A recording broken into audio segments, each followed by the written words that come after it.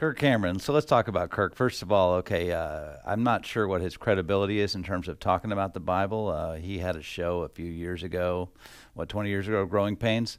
I'm having growing pains listening to him right now.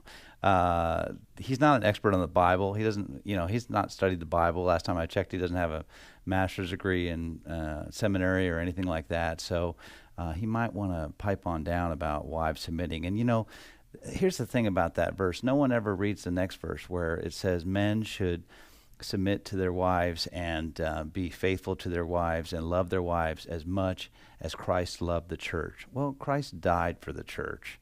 So that's the other thing. And here's the other thing I want to say about that. Women have just as much of a valid soul to God as men do. In fact, when Eve was created, God called her a helper. And everybody thinks, oh, yeah, that means that, like you got like a little sidekick like Robin and Batman or something indifferent or something smaller than that. But that's not true, because the number one word used for God in the Hebrew is helper.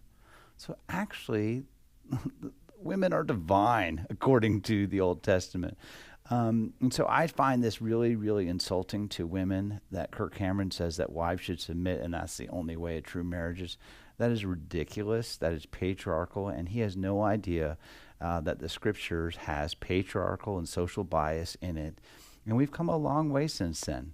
In fact, Jesus' very first longest conversation with the very first woman that ever preached in his name was the woman at the well, Samaritan woman. So Kirk Cameron might need to have some growing pains and read the scripture a little bit closer.